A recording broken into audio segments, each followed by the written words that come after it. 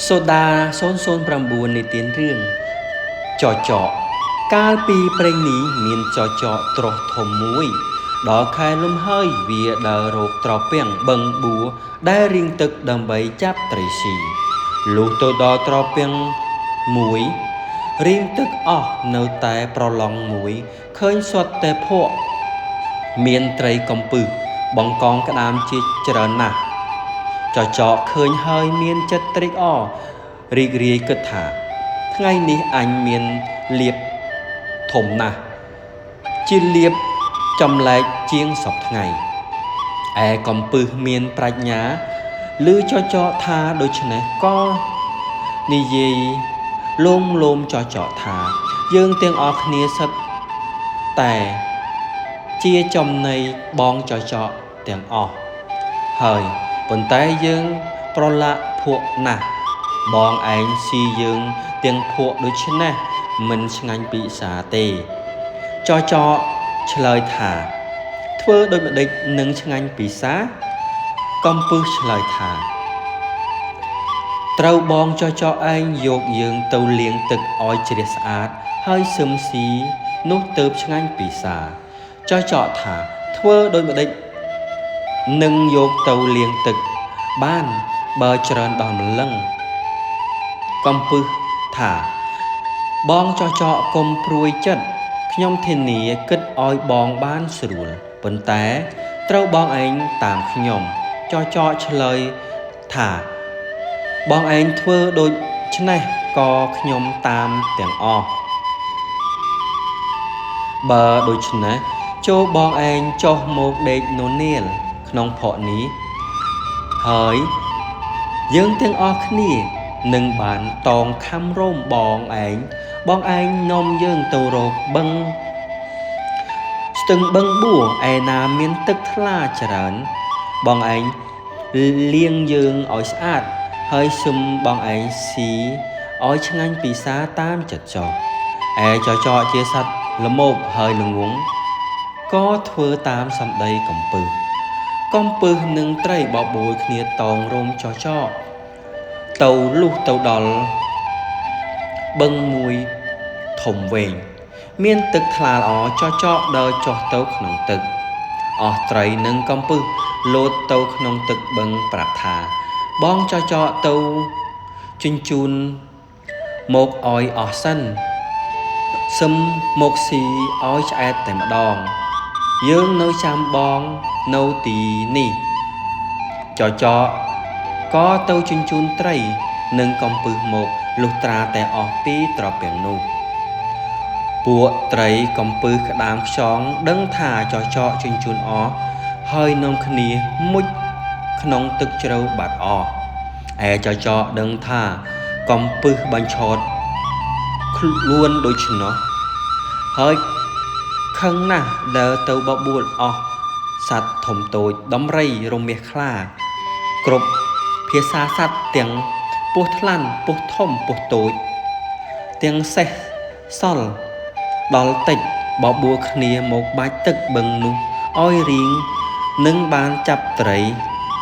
ក្នុងបឹងនោះស៊ីឲ្យអស់បានឲ្យពស់ថ្លាន់ធ្វើជាទំនប់ទឹកអស់សត្វឯទៀតក៏បបួលគ្នាបាចសត្វក្នុងបឹងដឹងថាចចកបបួលគ្នាបាចទឹកឲ្យរៀងទាំងបឹងភ័យណាស់ក៏គិតគ្នាយើងធ្វើដូចម្ដេចនឹងបានឲ្យសត្វទាំងអស់នោះលែងបាចទឹកកាលនោះត្រីក្រាញ់ឆ្លើយថាខ្ញុំឮគេនិយាយថាបងសុភាទុនសាយជាអ្នកមានប្រាជ្ញាចេះដោះទុក្ខមនុស្សសត្វផងជាច្រើនណាស់បើដូច្នេះខ្ញុំនឹងទៅពឹងបងសុភាទុនសាយឲ្យមកជួយដោះទុក្ខអស់យើងពួកត្រីគិតគ្នាហើយក៏ប្រើត្រីក្រាញ់ឲ្យទៅអញ្ជើញសុភាទុនសាយត្រីក្រាញ់ប្រឹងននាលទៅលុះដល់ថ្ងៃក្រៀមស្រកាអស់ដល់ពេលយប់សុភាទុនសាយចេញមករកស៊ីបានឃើញត្រីក្រាញ់ននាលដូច្នោះក៏សួរថាបងត្រីក្រាញ់ទៅណាត្រីក្រាញ់ឃើញសុភាទុនសាយហើយមានចិត្តត្រេកអរណាស់ និយាយ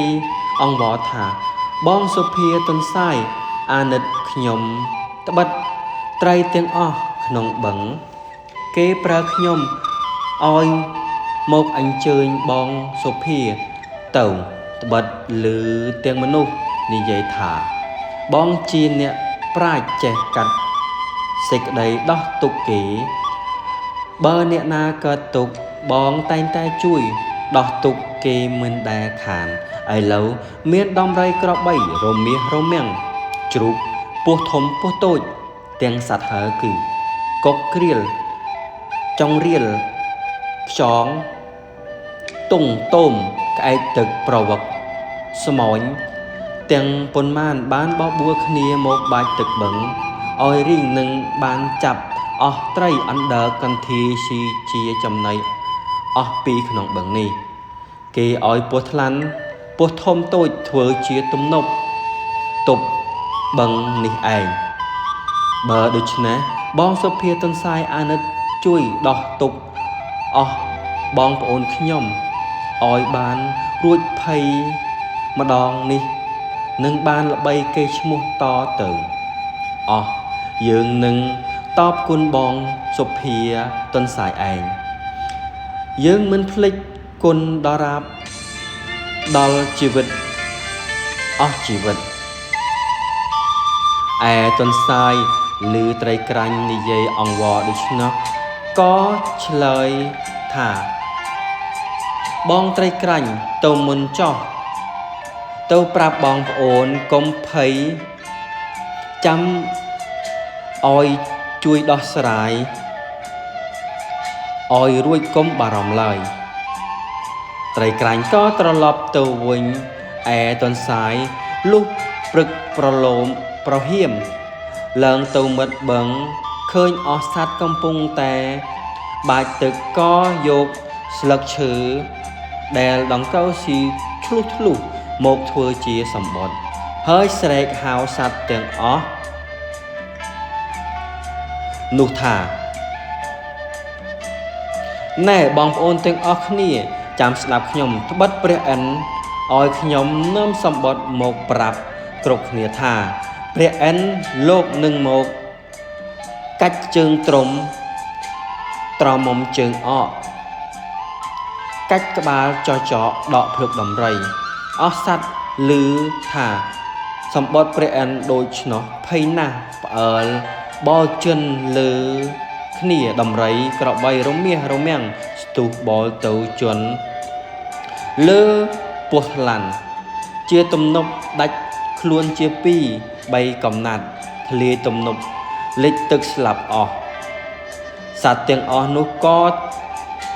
ទៅជាចំណីត្រីវិញតាំងពីថ្ងៃនោះមកអស់សត្វទាំងពួងកោតខ្លាចប្រាជ្ញាសុភាទុនសាយសុភាទុនសាយជាគ្រូបាអាចារ្យទាំងអស់គ្នាអប់រំអណ្ដាតជាអាចកន្លងស្លាប់ផងរស់ផងពីព្រោះអណ្ដាត